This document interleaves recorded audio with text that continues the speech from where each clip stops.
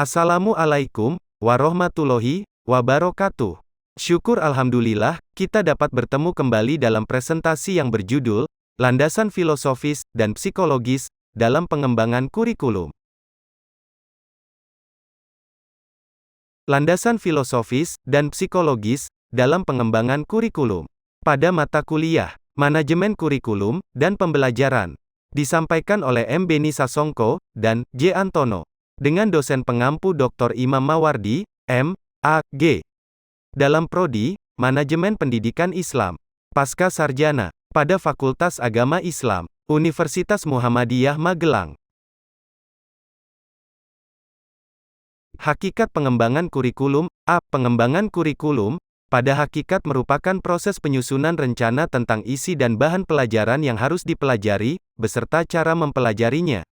B. Pengembangan kurikulum adalah proses atau kegiatan yang disengaja dan dipikirkan untuk menghasilkan sebuah kurikulum sebagai pedoman dalam proses dan penyelenggaraan pembelajaran oleh guru di sekolah.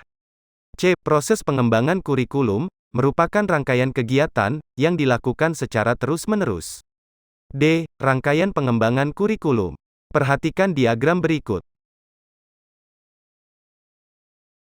Orientasi pengembangan kurikulum meliputi tujuan pendidikan, menyangkut arah kegiatan pendidikan, pandangan tentang anak didik, pandangan tentang proses pembelajaran, pandangan tentang lingkungan, konsepsi tentang peranan guru, evaluasi belajar.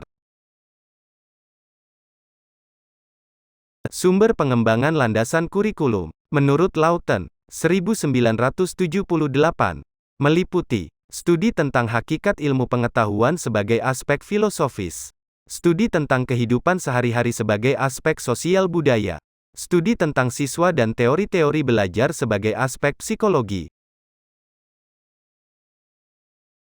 Peran landasan kurikulum menurut Lawton. Perhatikan diagram di bawah ini.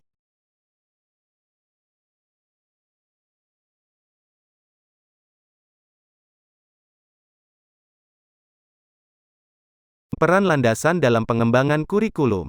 1. Pengembangan kurikulum harus memiliki pandangan yang jelas tentang hakikat ilmu pengetahuan dan hakikat nilai. Hal inilah sebagai landasan filosofis. 2. Pandangan filosofis tersebut kemudian disusun dalam konteks pemahaman kurikulum tentang masyarakat dan kebudayaannya, serta kebutuhan masyarakat pada masa yang akan datang. Hal ini merupakan landasan sosiologis budaya. 3. Hakikat siswa dan bagaimana mereka belajar dan berkontribusi dalam membangun suatu kurikulum. Hal ini merupakan landasan psikologi. 4. Landasan tersebut menjadi sumber bagi pengembang dalam menentukan keputusan tentang kurikulum yang akan disusun. 5. Untuk menentukan keputusan tentang tugas-tugas kurikulum. Kemudian, 6. Penentuan hasil akhir kurikulum yang dibutuhkan. Prinsip-prinsip pengembangan kurikulum meliputi prinsip relevansi, prinsip fleksibilitas, prinsip kontinuitas, kemudian efektivitas, dan selanjutnya efisiensi. Landasan filosofis meliputi filsafat dapat menentukan arah dan tujuan pendidikan. Filsafat dapat menentukan isi atau materi pelajaran yang harus diberikan. Filsafat dapat menentukan strategi pencapaian tujuan. Dan selanjutnya, filsafat dapat menentukan tolak ukur keberhasilan pendidikan. A. Filsafat dan tujuan pendidikan. Tujuan pendidikan harus mengandung autonomi, equity, dan survival. Filsafat sebagai sistem nilai merupakan dasar penentuan tujuan pendidikan. Pengembangan kurikulum harus mencerminkan sistem nilai masyarakat. Tujuan pendidikan dapat digolongkan dalam 3 domain. Menurut pendapat Bloom, 1965, yaitu domain kognitif, domain afektif, dan kemudian domain psikomotor. B. Filsafat sebagai proses berpikir. Ciri berpikir filosofis meliputi radikal, yaitu cara berpikir sampai ke akar-akarnya, tidak tanggung-tanggung. Sistematis, yaitu berpikir logis, selangkah demi selangkah. Kemudian, universal, yaitu berpikir luas, menyeluruh. Pandangan aliran-aliran dalam filsafat meliputi idealisme, yaitu memandang kebenaran datang hanya dari Tuhan. Realisme, yaitu di mana manusia pada dasarnya menemukan dan mengenal realitas sebagai hukum universal, norma dapat berubah sesuai perkembangan iptek. Pragmatisme yaitu cara memandang kenyataan pada hakikat berada pada hubungan sosial antar manusia. Dan kemudian, eksistensialisme yaitu memandang setiap individu mampu memperbaiki dirinya sesuai dengan norma yang ia tentukan sendiri. Landasan psikologis. A. Psikologi perkembangan anak.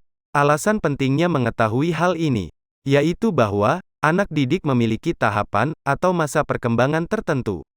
Anak didik yang sedang dalam masa perkembangan merupakan periode yang sangat menentukan keberhasilan dan kesuksesan hidup mereka. Dan selanjutnya, pemahaman akan perkembangan anak akan memudahkan dalam melaksanakan tugas mengajar. Tahap-tahap perkembangan anak, atau disebut Piaget, meliputi 1. Sensori motor, yakni pada rentang usia 0 sampai 2 tahun. Pada usia ini biasanya, kemampuan didasarkan kepada perilaku yang terbuka. Inteligensi yang dimiliki merupakan inteligensi dasar. Anak hanya belajar bagaimana mengikuti dunia secara praktis, dan berikutnya melalui interaksi dengan lingkungan. 2. Praoperasional, yaitu pada rentang usia 2 hingga 7 tahun. Pada usia ini biasanya sudah adanya kesadaran diri anak tentang suatu objek atau disebut objek permanens. Karena telah munculnya mental interpretation. Kemudian, kemampuan dalam berbahasa mulai berkembang. Lalu, anak mulai mengetahui perbedaan antara objek-objek sebagai bagian dari individu atau kelasnya. Kemudian juga, pandangan animistik terhadap dunia, dan selanjutnya, bersifat egosentris. 3. Operasional konkret yaitu pada anak rentang usia 7 hingga 11 tahun. Pada usia ini, biasanya, pikiran anak terbatas pada objek yang ia jumpai dari pengalaman. Kemudian, dapat mengkoordinasikan suatu ide dalam sistem pemikirannya sendiri. Dan selanjutnya, kemampuan kognitif yang dimiliki meliputi conservation, addition of classes, multiplication of classes. 4. Operasional formal, yaitu anak pada rentang usia 12 hingga 14 tahun. Pada masa usia ini, biasanya pola pikir anak sudah sistematis dan meliputi proses-proses yang kompleks. Kemudian, aktivitas proses berpikirnya mulai menyerupai orang dewasa. Selanjutnya, sudah mampu memprediksi berbagai macam kemungkinan. B. Psikologi belajar. Ada beberapa pemikiran dari sebagian ahli, seperti hakikat manusia menurut John Locke bahwa organisme pasif sering disebut dengan teori tabula rasa. Kemudian, manusia menurut Leibniz bahwa organisme aktif yang disebut dengan teori kognitif holistik. Dan menurut aliran behavioristik bahwa belajar merupakan hubungan stimulus dan respon. Demikianlah presentasi yang bisa kami sampaikan, cukup sampai di sini. Jika ada kurang dan lebihnya, kami mohon maaf. Dan, selanjutnya, akhir kata billahi taufik wal hidayah. Assalamualaikum warahmatullahi wabarakatuh. Syukron.